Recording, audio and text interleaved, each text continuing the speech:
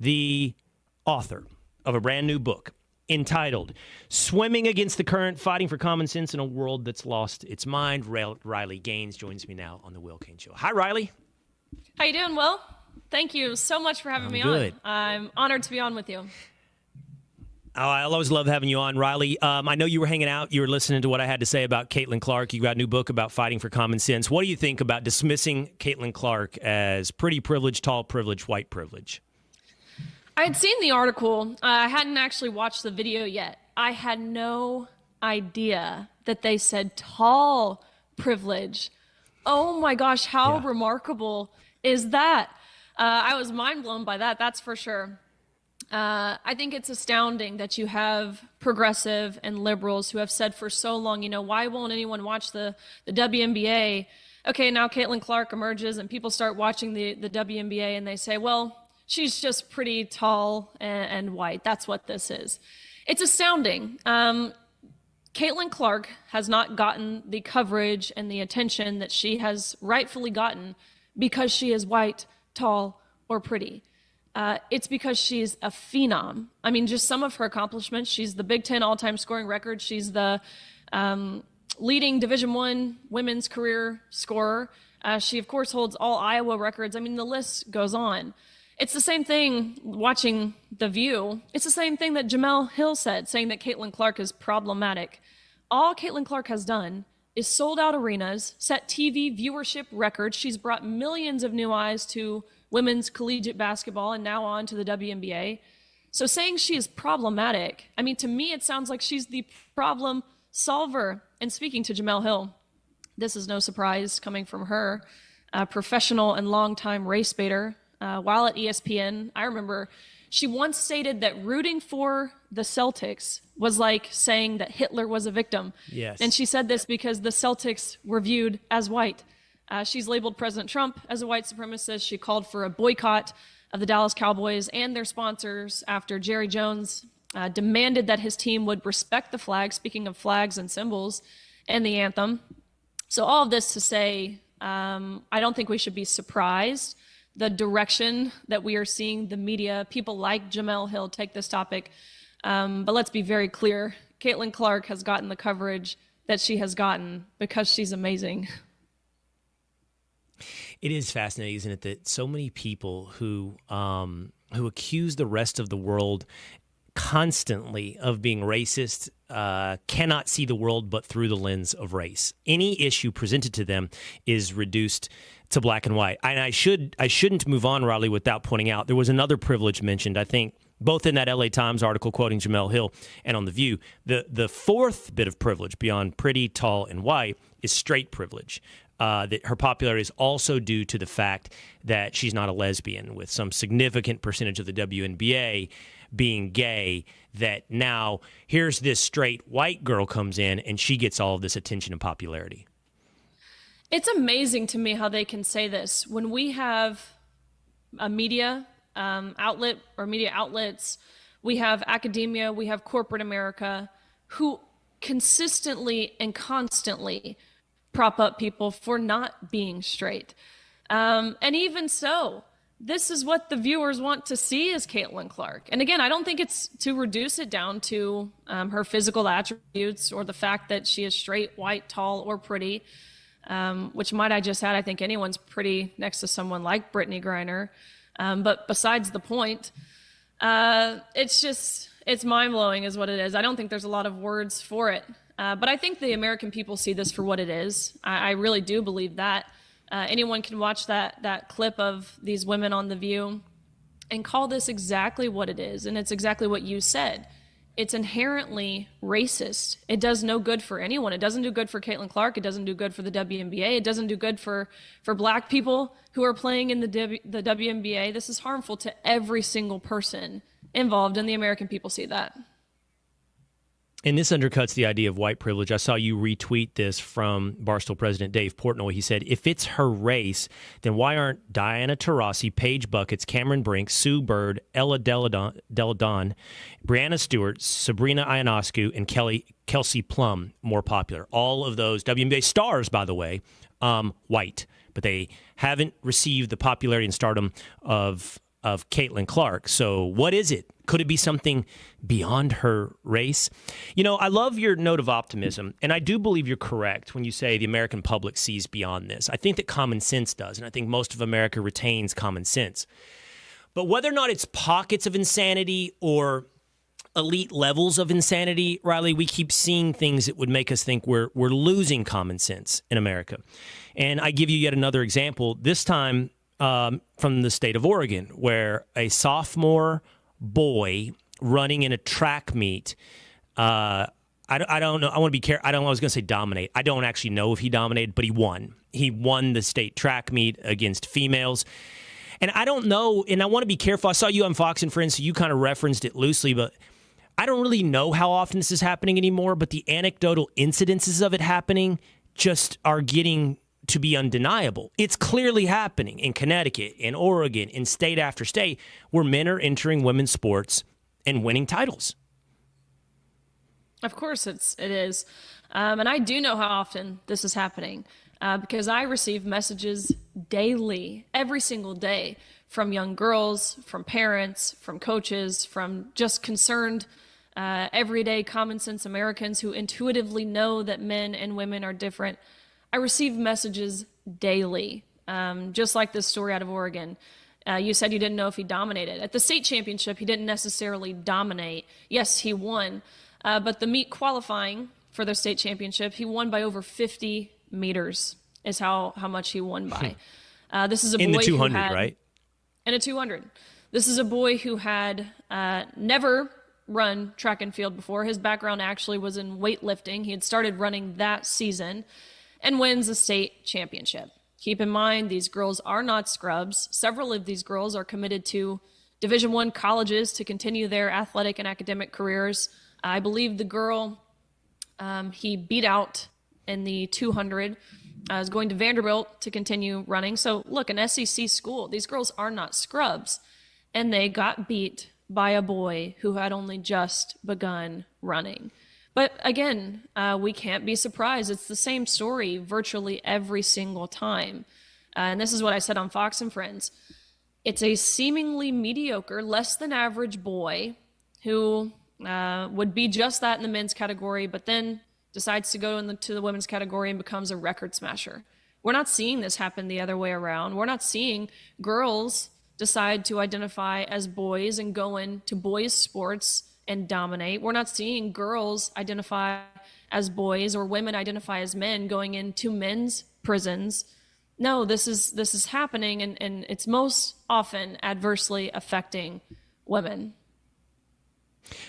Riley, forgive me. I think you and I have talked about this. Remind me of your events at Kentucky. What did you swim? What were your primary events? I swam freestyle and butterfly. Sprint. Mid-distance sprint, yeah. So like in the fly, did you do the 100 fly? In free, did you do the 100 free? I did the 200. So in the 200 butterfly, I swam a time of 1 minute 51 seconds, which is the SEC record. It makes me one of the fastest Americans of all time. What? Just out of curiosity, Riley, what's your 100 fly time? I believe my 100 fly time is 51, maybe. Okay. Do you know 100 free time off the top of your head? 47. Okay. I was hoping for my own ego and some illustration of the difference between men and women that my times, I was a high school swimmer, walked onto a water polo team, might be comparable, but you smoke me. You smoke me because you're not just, maybe I'm less than mediocre and you're way more than average when it comes to girls. I think my 100 fly was 54 and you said you were 51 and my 100 free was probably like a 49 and you said 47. So, I it say is what we it race. is. Riley smokes Will. Let's find now a there's pool, a difference Will. there's another gap, not just our gender gap, Riley, is the time gap. You're very young, I'm very old, and times get faster as time goes on. You know what I mean? Like that's just swimming That's the and truth. I think track's the same way. You can't compare times from 20 years ago to times today. It's weird. I don't know what that reflects because there's not that many technological advancements. There was the suit thing, for a while, but it's just human beings getting bigger, stronger, faster. Totally. I am glad that I am done swimming now because you're right. It's a whole new era of speed and skills. That's for sure. But we did swim the same events, free and fly. Okay, so I was going to ask you this when you said I get messages all the time. Can you just give me an example? I'm curious. Like you said, it's happening all the time. I don't doubt that. But you're very inside this entire story and this entire movement. And you've become a voice not just of reason and strength, but you've become, I'm sure, a safe place for many people who are experiencing out there in America to turn to talk to, and ask for help. So I'm curious what they say and what kind of messages you're getting, and just give me an example of what you receive. Let me just read you a couple. These are just from over the past, few days even, not that long. This one says, "Hello, my name is blank. I was encouraged to reach out to you after I competed against and lost in a head-to-head sudden death playoff at a professional golf tournament to an athlete who is a male. I was appalled by what I witnessed and the differences that occurred between the regulation holes and the sudden playoff. The boy, on average, hit it about 10 yards longer than me throughout the entire competition, and over the last two events, I've played in 56 holes total with this boy. So I believe I have a high understanding of his swing speed, his ball flight, and distances. Yet when the playoff began, suddenly he began swinging the club 10 to 15 miles per hour faster, increasing the length of his shot by 30 plus yards, giving him an advantage he had not previously had during the prior holes. He loves to claim that his distance has greatly decreased since undergoing surgery and hormone treatment, but the only thing proven to me was that he is scaling it back, swinging only 70% because it's still plenty long enough, yet keeps people silent. Then when desired, he can turn it up to 100%. That's one.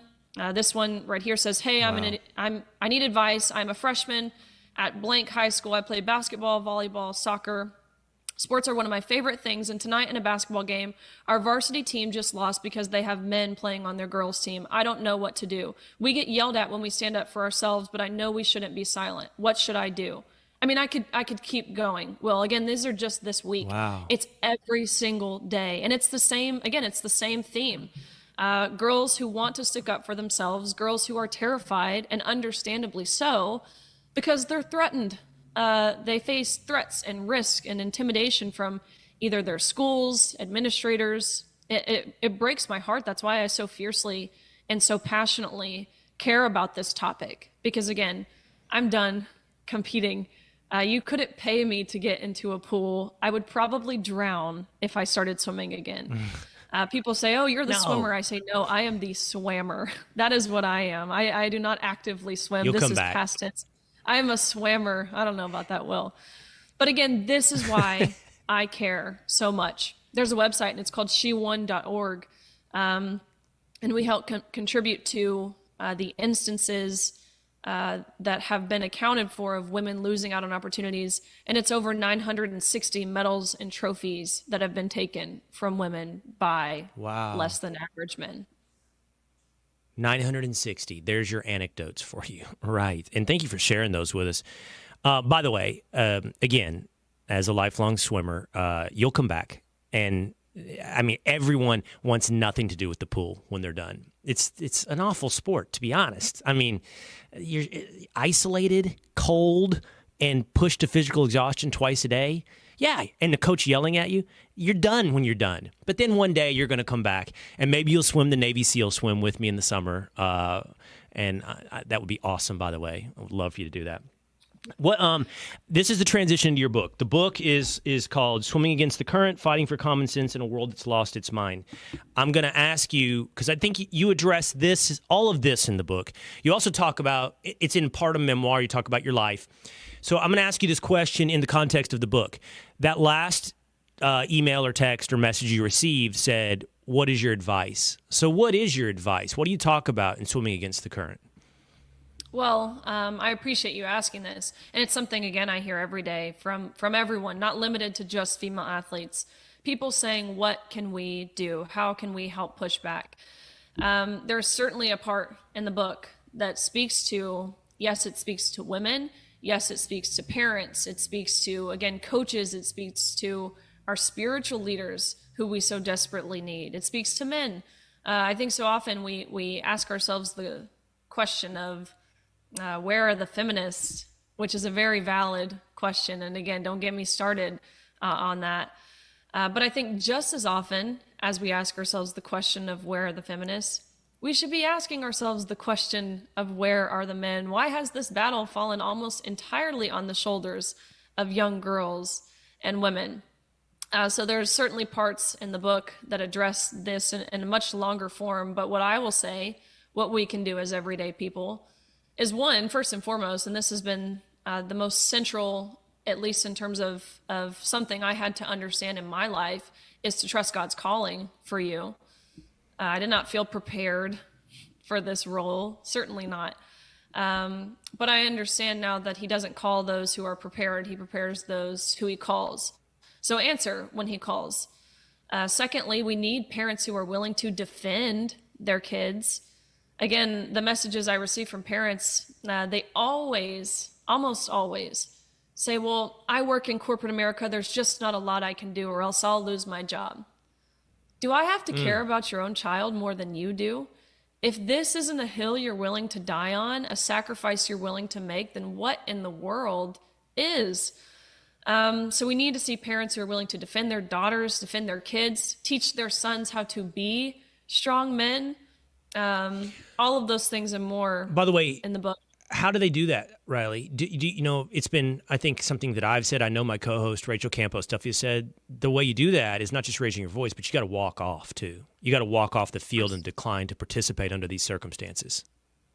Absolutely. And I'll tell you, I've changed my mind on this. I didn't think that at first. Obviously, I competed against this boy. I didn't think it was fair for me, someone who had worked my entire life, 18 years of my short 22-year-old life at that point, the sacrifices that I had made, the dedication, the time, the hours, the grueling practices. I didn't think it was fair for me to have to compromise in that way.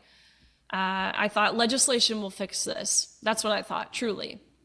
What a naive thought, to wait for people to do the right thing unprovoked. We would be waiting for forever, Will. And when I changed my mind, I remember it pretty vividly, was when the Protection of Women and Girls in Sports Act was introduced in the U.S. House by Representative Greg Steube, and it fell entirely on party lines, meaning 219 Republicans voted in favor of protecting women and girls in sports, and all 203, every single last one of them, mothers and fathers of their own young daughters, all 203 Democrats voted in opposition of protecting women and girls in sports. And that's when it hit me. If we waited for legislation or policy makers or these elected bureaucrats and judges and officials to do the right thing, like I said, we'd be waiting for forever. That's when I decided and changed my mind. It is up to us. If you are faced with competing against a boy, don't participate in the farce. I think people, and we're getting to that point, we've seen that, and we've seen it be effective. There was a jiu-jitsu tournament down in Georgia, 2 boys set to compete against the girls. And yeah, this is jiu-jitsu. You're like putting heads between legs and squeezing and all kinds of stuff. But 4 girls said, we're not getting on the mat with a boy. And within 21 hours, not even a full 24 hours, NAGA, which is the National Grappling Association, changed their policy and said, okay, boys can't compete with the girls. We saw it in West Virginia recently. 5 brave 13-year-old middle schoolers, they decided, and again, they reached out to me and said, Riley, are we not worthy of calling ourselves champions? Why do we have to fight for second place? How in the world does that not break your heart? 13-year-old girls have very loudly and clearly heard the message that they aren't worthy.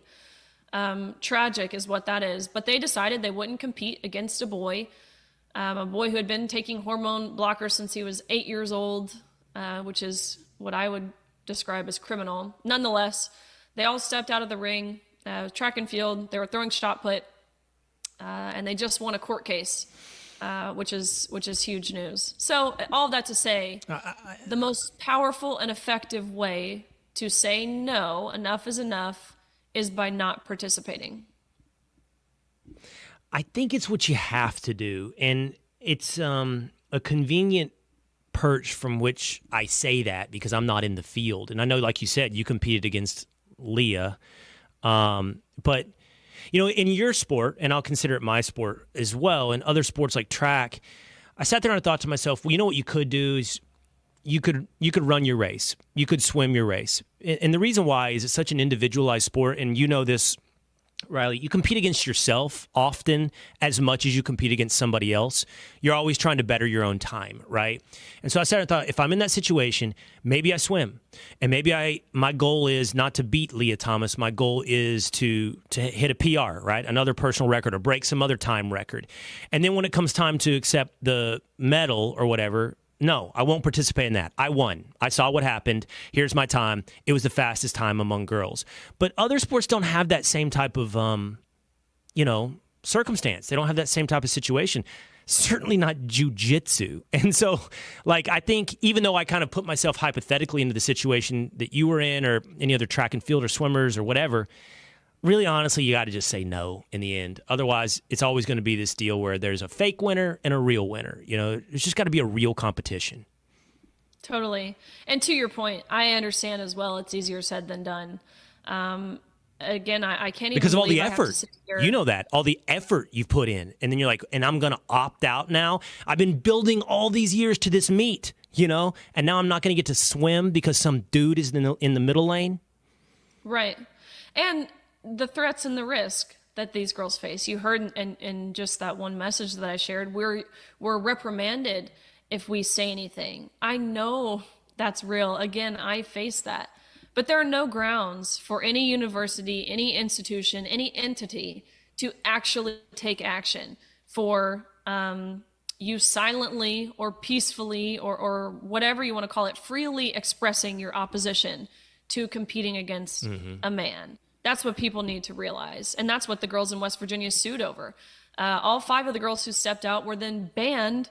They banned the girls from girls' sports rather than the boy. No, that would make way too much sense. They banned the girls for expressing their opposition and by conceding their match. But then they went on to sue and they ruled it was entirely unconstitutional and viewpoint discrimination. And these girls were allowed to compete. So know your rights, understand that this is the right side of history. We hear the word all the time, inclusion and compassion and empathy. Let's be very clear. It is not inclusive to ask a young girl to step aside and allow a man onto our podium. That's not what inclusion is. No, that's exclusive. And it's exclusive to the very female athletes who Title IX or the women's sporting category was created to celebrate and protect. And it's not compassionate to ask a young girl to undress in front of a fully grown, fully naked, fully intact man. That is not what compassion is. So I think it's important to understand, one, our rights, but two, how our language has become entirely corrupt. Well, I love what you said about inclusion and exclusion. It's a point I've tried to make. It's like inclusive of who? You know, you are excluding all of the girls who now have competed and trained their entire life from reaping the benefits and the spoils of their hard work. Well, I have you today. I want to hit 2 current events, and they're not unrelated because we talk about common sense. Common sense certainly is lost among, I guess, our elite circles. I saw you posting about this on X, this hearing for a federal judge the other day where she granted the request based upon her a trans man trans woman, so what was a man's request to go into a woman's prison. And this guy was convicted of rape twice against a minor, and then also subsequently pled guilty to child porn, trading in child porn. And after all that, this lady who's being asked as a Biden nomination to be approved to the bench as a federal judge granted this guy, based upon his constitutional rights, the ability to go into a women's prison. This judge was raked over the coals by Senator Kennedy and Senator Cruz. But it's such an illustration. This is an educated person. Maybe that's the problem. She went to Brown. But this is a person that we're entrusting with judgment, a judge. And she would choose to put a convicted rapist man into a women's prison. Disgusting is what this is. I encourage everyone to go watch that video. Senator Lee, Senator Cruz, Senator Kennedy, they all had a really great line of questioning for this judge. But again, this is not unique. It's happening in New York. It's happening in Indiana, New Jersey, Ohio, California, of course in California. In recent weeks, in California alone, over 1,600 men applied to be women to get into women's prisons. And they're being granted access into women's prisons. And it's the same story. It's these men who are convicted of heinous, awful things, majority of the time, some sort of sexual violence, violent crimes, child pornography, kidnapping, things of that nature. And they're getting into these prisons and they're impregnating these women. You know what they did in California? It was actually on Super Bowl Sunday. The correctional officers worked overtime. They came into these all-women's facilities, all women's institutions, and they installed condom dispensers and dental dams. And it's because now in these all women's prisons, AIDS and HIV are running rampant because these male inmates who are coming from men's facilities, again, they're in these women's prisons and they're impregnating and raping these women. So now by installing condom dispensers, not only are they allowing for sexual intercourse, which is not supposed to be allowed in prisons, it's as if they're encouraging this behavior. In New York, in their all women's facilities, they have posted placards speaking to pregnancy prevention. Now, why would they have to speak to pregnancy prevention in an all women's facility?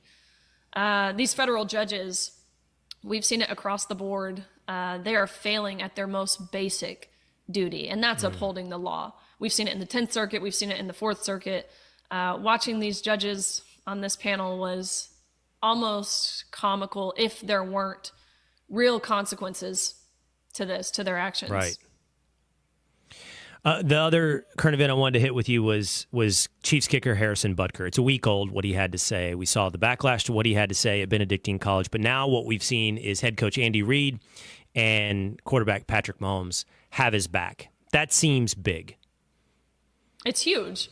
And I think it's unique because these are two men who have spent an ample amount of time. I mean, what Patrick Mahomes said he's known for 7+ years.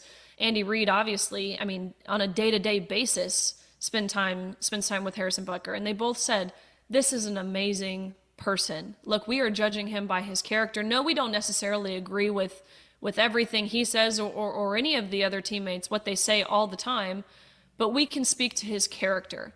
And that's what the media has been missing out on. I was so stunned. I watched his speech, and I have my own thoughts about it. Of course, I agree entirely with his messaging. But, it's a college graduation. Was it the right time to say it? I don't know. He did refer to women as homemakers. Is that probably the best verbiage? Probably not. Also, the fact that he is someone who makes a substantial amount of money in this economy. Not all women or household families, I think both parents have to work in many cases. And so I have my own thoughts there, entirely agree with his message. But I was stunned to see this get the media coverage that it did. I mean, a week, like you said, it was the only thing on my timeline. 5 years ago, 6 years ago, this wouldn't have gotten any coverage, to be totally honest with you, and understandably so, because this was a devout Catholic speaking at a Catholic institution, invited to speak at this university to share a message heavily based and rooted in Catholicism. I was stunned to see the coverage that this got. But the leadership we saw by Coach Andy Reid and Patrick Mahomes, and I would imagine several other teammates, a part of the Chiefs, that was huge. So, Riley, a little bit earlier, and we'll start ending it up here, but a little bit earlier you said, I want not just women, but men to stand up against all of this insanity. I'm just curious, as I was listening to you, are you frustrated? I mean, to a much smaller degree, I know a little bit of what your position is. I know what it means to be one person inside of an institution who's saying something and knowing that many more people agree with you and being a little frustrated, well, why don't you say something too, I know, and I've had that experience at a much smaller level. You're doing this at a much greater level. And I was just curious listening to you when you said that. Like, do you feel a little personally frustrated that you're doing something, taking a position so rooted in common sense, but requiring so much strength because it probably does feel lonely. Beyond frustrated. At first, when I took this stance and I had people reaching out to me, renowned athletes, male and female, who we all know, they would message me and say, thank you for doing what you're doing. I can't say anything because I have sponsorships and I have endorsements and different partners. I can't say anything, but you keep taking those arrows. I thought to myself at first, I was very humbled by this. I was honored by this. Right. But Cool at I first. very quickly, Right. I very quickly lost that sympathy. We are governed by some of the weakest, morally bankrupt, spineless cowards. And again, every realm, the NCAA, even the president of the NCAA at the time, Mark Emmert, who, of course, now the president is Charlie Baker, but the president during all this national championship stuff, Mark Emmert, he publicly released a statement saying he unequivocally stood in his decision to allow Leah Thomas to swim with the women because it was based in evolving science. But privately, he tells me, Riley, you keep fighting, you keep going.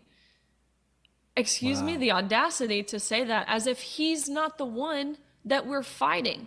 Same thing in the U.S. House and the U.S. Senate. When I testified before, I've testified before Congress and Senate many times, but when I testified before the Senate Judiciary Committee, Senator Cory Booker comes up before the hearing and he says, of course a Democrat, he says, look, I played football at Stanford. I totally know where you're coming from. I get it. And then he gets on the other side of the table and starts grilling me. Weak leaders at every level in this nation. So all of that to say, I'm not only frustrated, but I'm disheartened by the people who are unable to say something as simple and easy as men and women are different. So well put. So, Riley, swimming against the current, fighting for common sense in a world that's lost its mind. It's out now. You talk about a lot of these issues. You talk about your life. What else should we know about swimming against the current? Yeah, it was a whirlwind, a fun process to be able to sit down and write this book. As you said, it speaks a little bit to my background, the family that I come from. It speaks to that national championships. It speaks to, of course, the unfair competition, the locker room aspect of what we faced, the silencing that we faced, ultimately how we got here, the broader picture of what this means, because make no mistake, this is so much bigger than just not getting to hold the trophy on the podium, so much bigger than just women's sports.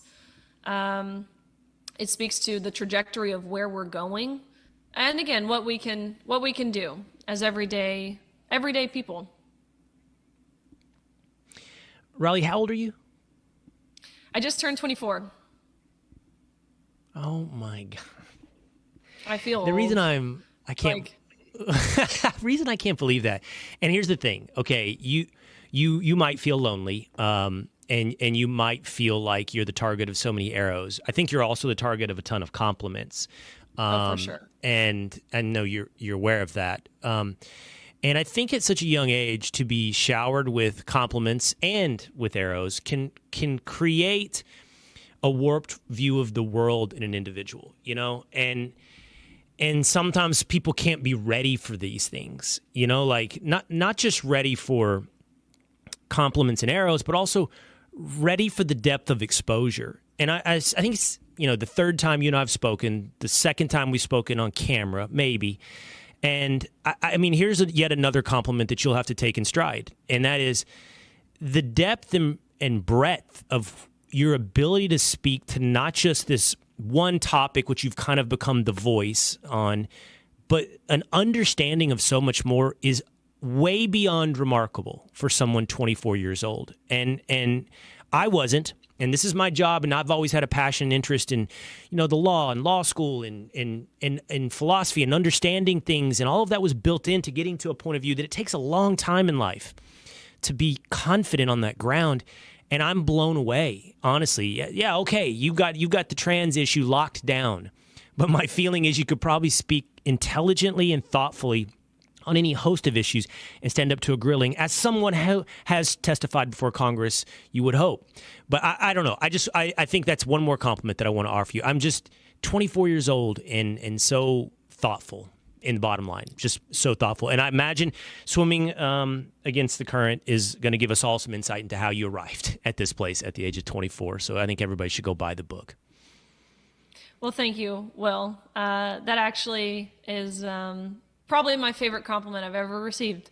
So that's very sweet. And like you said, the support, the encouragement, the kind words, it's tenfold anything negative, without a doubt. So thank you. Well, keep it up. Who knows where this life is going to take you, but we can start by understanding where your life got started in swimming against the current. Thank you, Riley Gaines. Thanks, Will.